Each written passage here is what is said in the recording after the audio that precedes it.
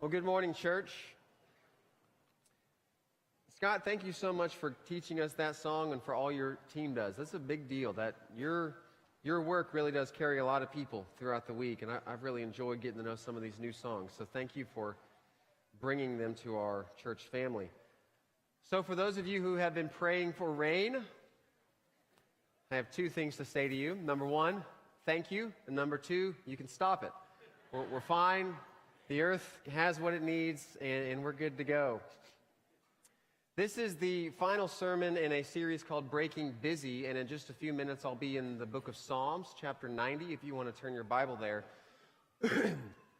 So this whole series has been about this idea that busyness is very real, but it's cultural to our particular context, but it's not necessarily normal. And so I've been trying to go to the Word of God and to give you and I tools of things that we can do to combat busyness. So a few weeks ago, we spent some time talking about the practice of Sabbath, and I've really enjoyed. So many of you have continued to tell me stories about your Sabbath experiences, and so, and keep sending those in. They're really good to hear about. Last week, we talked about the power of no and what that can mean for your life, and so in a few minutes, in Psalm 90, we'll talk about the presence of perspective. But before both happening on the same day at the same time. The first is a Camp Rock Creek fundraiser. So our church is very involved in Camp Rock Creek. It's this church camp in Norman, and hundreds of kids go there every summer. In fact, my kids, this last few years, it's been a highlight of their summer getting to go to this camp. Well, the camp needs new, what do you guess they need? Good, bathhouses. The camp needs some renovations on the bathhouses, and we have a great opportunity to be part of a fundraiser which can do just that. So it's next week. There's going to be dinner, live games, music. There's going to be a dessert auction. So it's 2 to 7. We'd really encourage you to go if you can. Secondly, at the same time, a week from today, there's an area-wide called One Voice, hosted by Oklahoma Christian. It's at 6 o'clock. It'll take the place of our Sunday evening worship service. Grady King, who's a longtime preacher and part of an organization called Hope Network, he's worked really hard to get this event going, and I think it's a really important event that we try to go to. In fact, I want to share briefly with you why I think both these events matter. So we're a really big church, and that means you can spend pretty much your whole life trying to meet and connect with everyone just in this church, and you couldn't do it. Believe me, I've tried for 13 years just to connect with people in this place, and because it's so large, it's very hard to connect just with the people here, which means that when it comes to connecting to Church of Christ outside Memorial Road, it is so daunting. We have plenty to do here. Why would we think about what's going on elsewhere in the world? I've got a close friend, and he told me a story about a year ago that I've always kind of kept in my heart. It's pretty fascinating. So he grew up Church of Christ, and then he left Church of Christ. He didn't just leave Church of Christ. He left evangelicalism, and he left Protestantism altogether. Now, we're still really good friends, and so about a year ago, out of the blue, he says, "Hey, Phil, you know what I miss most about Churches of Christ?" And I said, "What?" And he said, "I miss the fellowship." Now, if you're a Church of Christ person, you know what I'm talking about. If you don't, or if you're not a Church of Christ person, you might be thinking, I didn't know everybody was like in the medical profession when it comes to Churches of Christ, because that's what the word fellowship means in most areas of the secular world. Fellowship just means getting together and having a sense of belonging. And for my friend, when he left Churches of Christ, he assumed that connectivity would be shared elsewhere. But what he discovered is that not all religious families are knit together equally.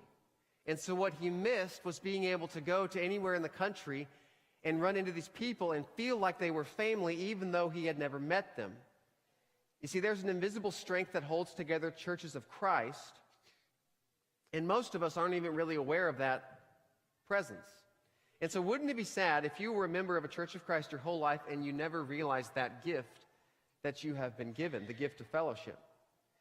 So in the last few months, I've been attempting to connect to in a broader sense with others in the Churches of Christ. So what you see on the screen, these are ministers of other churches of Christ in the Metroplex, and I've just been trying to get to know them a little bit better.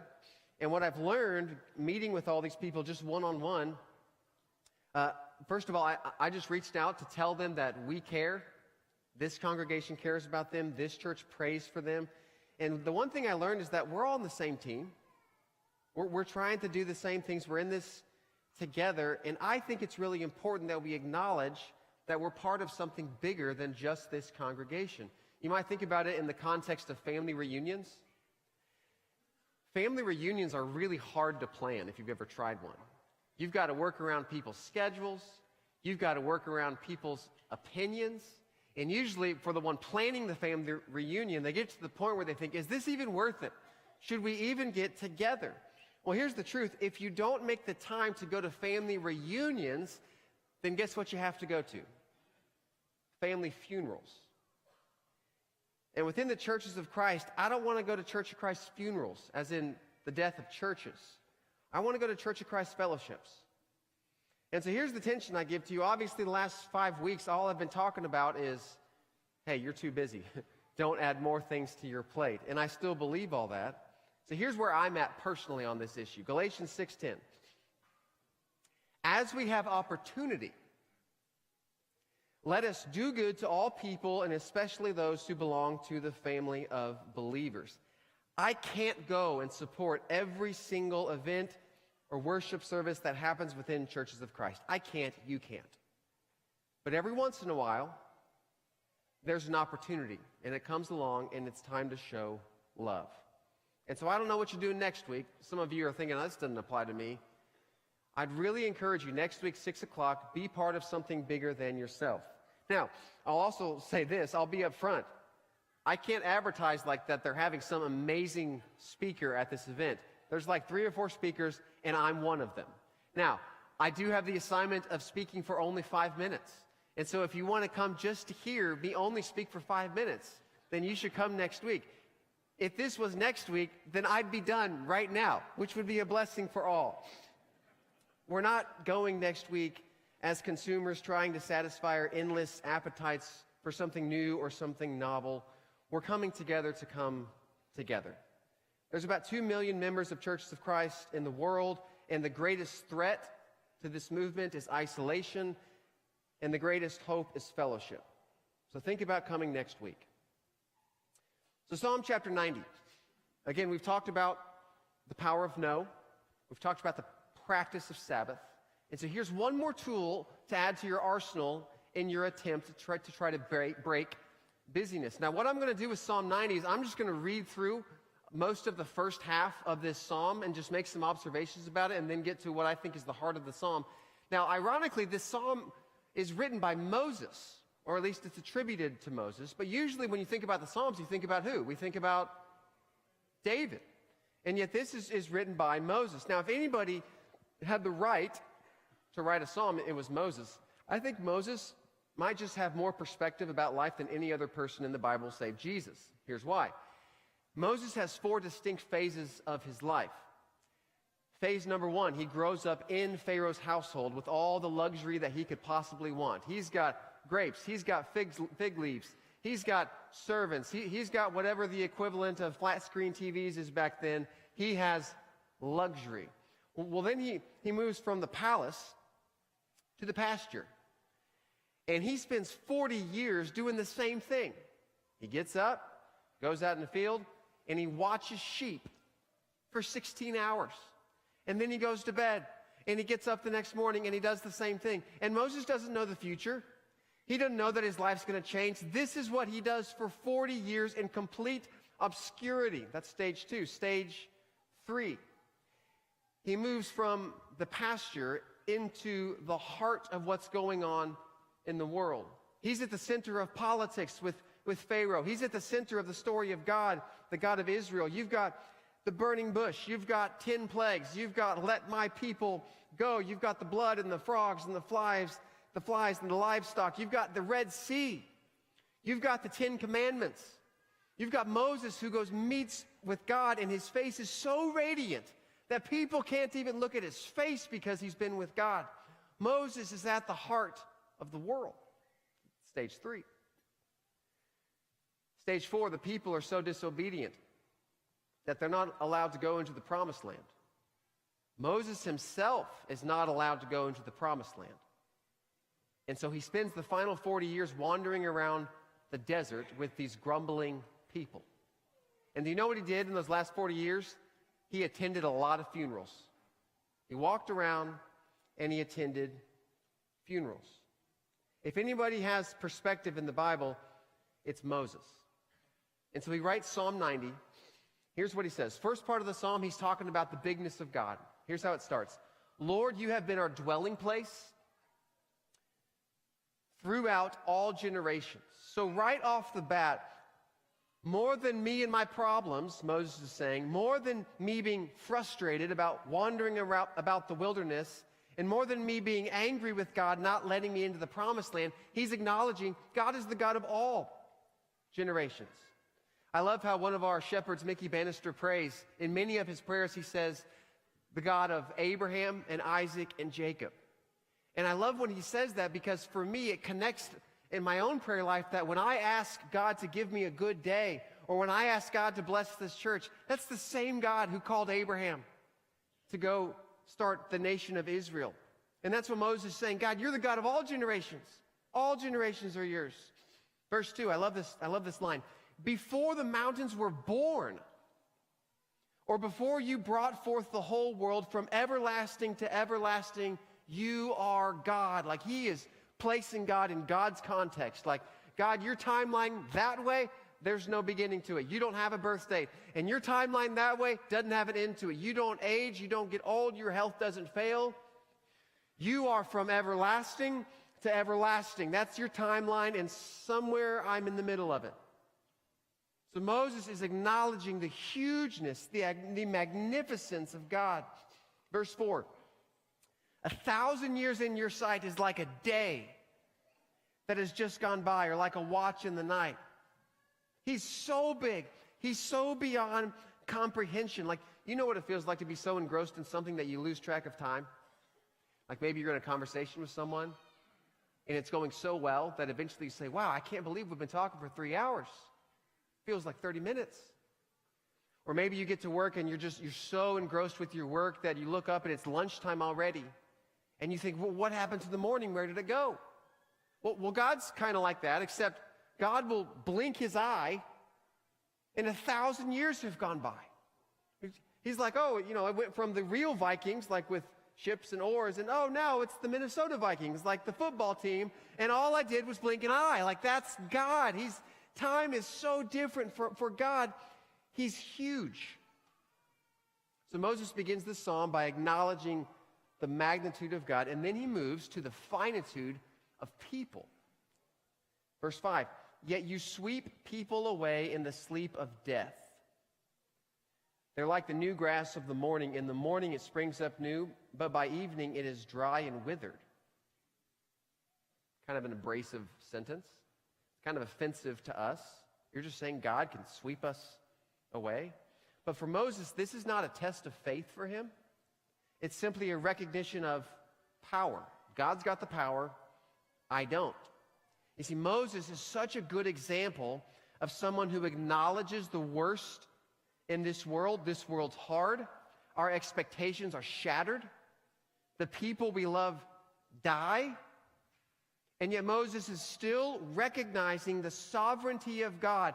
This is a faithful groaning. You and I, we complain so much about what is wrong with this life, what is wrong with this world. But the Bible itself doesn't make as big a deal about suffering as we do. The Bible just assumes that it's going to be part of this life. And the Bible assumes that suffering is precisely what makes us long for the next life. Life is not an entitlement. Life is a gift, and Moses gets that. Verse 10, our days may come to 70 years, maybe 80 if our strength endures, yet the best of them are but trouble and sorrow. Think of all of Moses' troubles. For they quickly pass and we fly away. So here's the summary of what the psalm is so far. God, you are eternal, you are magnificent, we are terminal, we die. And here's the heart of the psalm, this next verse. Here's the prayer that Moses is asking God for himself. And I think this is the prayer that you should start praying for yourself. Moses says, teach us to number our days, that we may gain a heart of wisdom. I want you to say this prayer with me. Here we go. Teach us to number our days, that we may gain a heart of wisdom. One more time, let it sink in.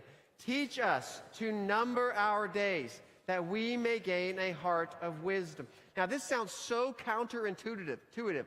Why would I do that? Why would we count our days? Doesn't that seem morbid? Who wants to actually number their days to know how much time they have left? Like, this sounds like a bad idea. In fact, if you're a kid in the audience, I just want you to know what's coming. For a few years, you're going to want your birthday to come as fast as it possibly can. That is going to change someday, and you will no longer want your birthdays to come. You see, right now, if you're a kid, your birthday is a sign of you growing up. But at some point, your birthday is a sign that you are going out.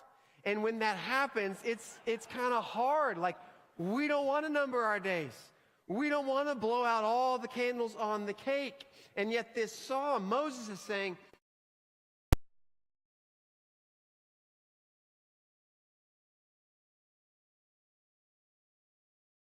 website called Dethklok. It's a really happy website.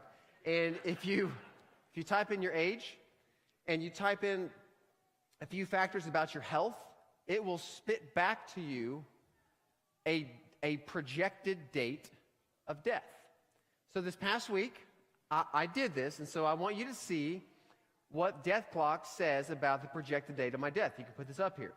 Your personal day of death is Wednesday, January 13th, 2072. Now, when you actually get on the website, it gives you a countdown clock, which is really, really morbid. I just sat and looked at this clock for quite a while. Like this, it's strange to look at the day that at least somebody thinks that you might die. Now, for me, I'm actually glad it's a Wednesday because my plan is not to prepare my Bible class lesson for that night because I know that I'm going to die that day. Now, there is a heaviness, to be honest. When you look at it, you're like, I don't like looking at that. There's a heaviness that sinks in. But here's something else that struck me as I was looking at this.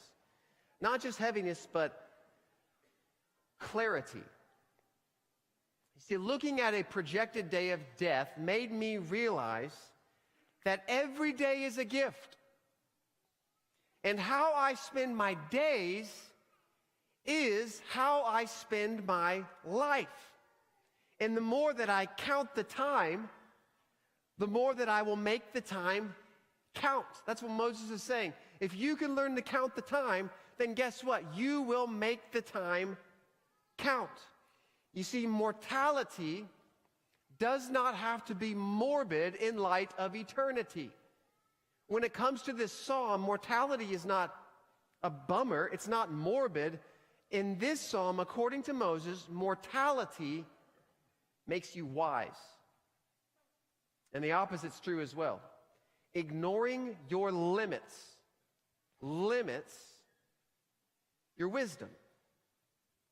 When you know there's a limit there, when you know there's an end there, when you know you can't keep going forever, you make choices differently. In fact, I want you to look at the results from the London Marathon just a few years ago.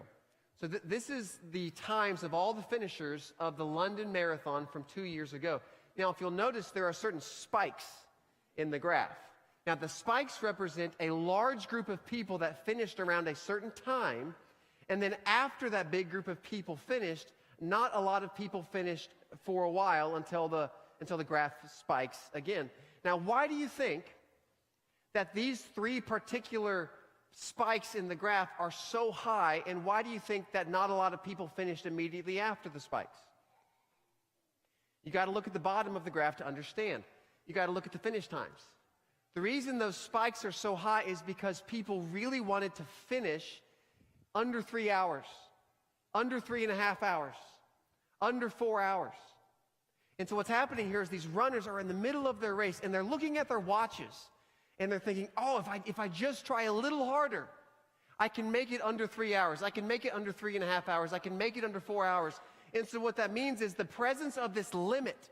They know that the time is coming. They know that the clock is ticking. And because they know that limit is there, guess what they do? They try harder. They are more determined. The presence of the limit increases their motivation. You see, when you count your days, then you're going to learn to make your days count. Here's another way of saying this. Recognizing the brevity of life increases the clarity of life. Like when you know there's an end coming, when you know you can't live forever, it makes you realize you have to do the things that are most important.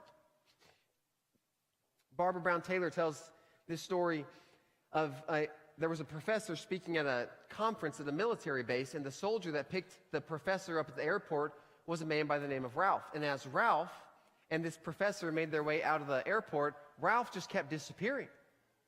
First thing he did is Ralph would run over, and this lady had dropped her suitcase, and the zipper had broken, and so Ralph goes over and he helps this lady repack all of the clothes back into the suitcase. They walk for a few more minutes, and Ralph disappears again, and there's this child who is having trouble seeing Santa Claus, and so Ralph helps the child see Santa Claus.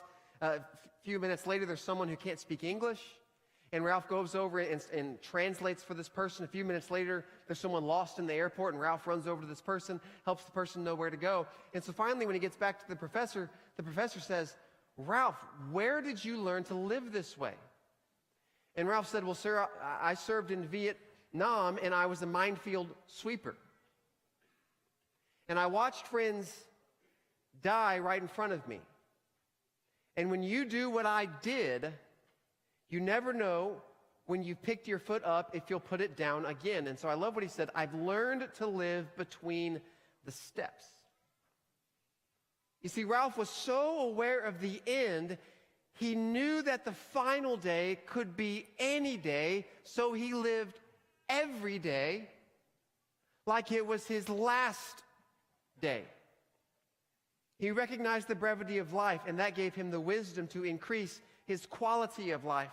Now, some of you might be thinking, okay, Phil, this sounds great, but most things in my life are important. How do you prioritize? It all matters. My family matters. My work matters. My education matters. My mortgage matters. My retirement matters. My health matters. Everything matters. And I would say back, yes, it does matter, but not everything matters equally. I read this quote a month ago, and it's been in my head ever since. I don't know who wrote it, but here it is. The company will work as hard as you. They'll go to your funeral, and then they'll go back to the office and say, next. Not everything matters equally. Let me ask you this. How would you live today if tomorrow was your funeral? You see, most people complain they don't have enough time. Jesus had an pretty important job, and his ministry only lasted 3 years.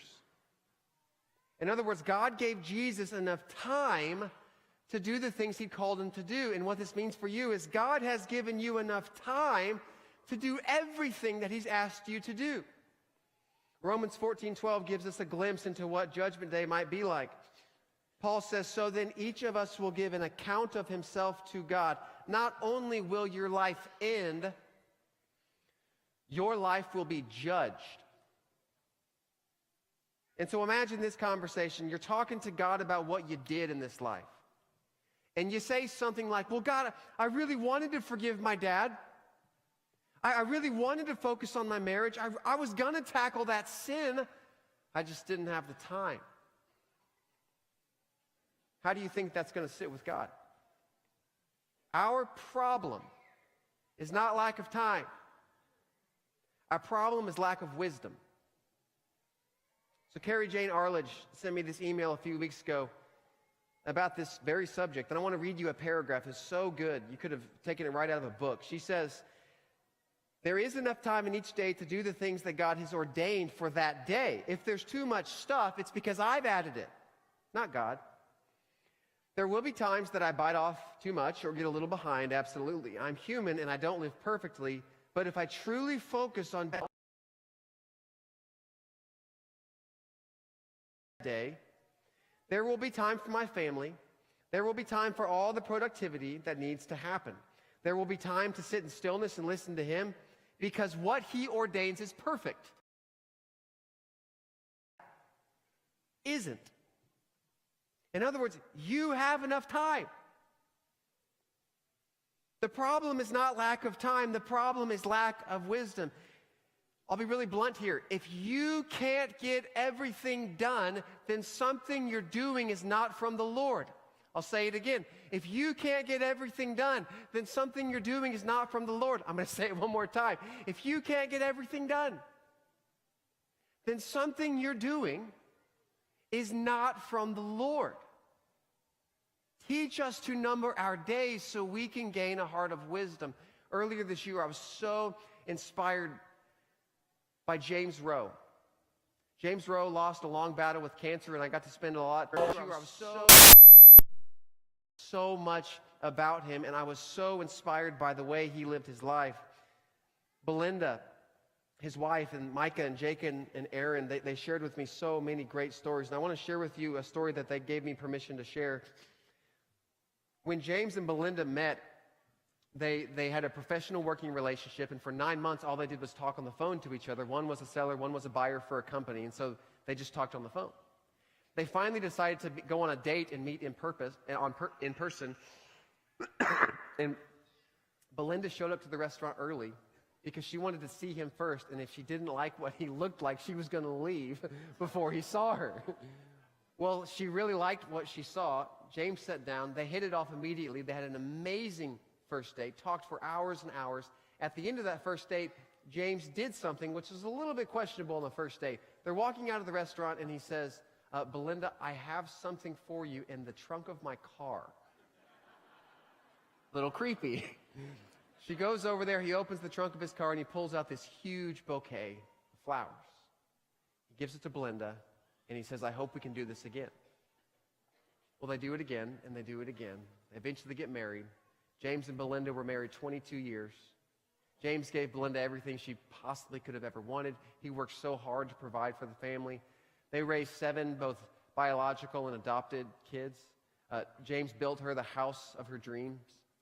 Their running joke, or not joke, but just running romantic gesture over the years, James would write the letters SHMILY all over the house. See how much I love you. Well, this last year, as the cancer became worse and worse, eventually James couldn't do a whole lot, couldn't work quite as much, couldn't do hardly any physical labor. Mainly, he was just in his room. Wasn't supposed to get out, wasn't supposed to drive, wasn't supposed to do anything.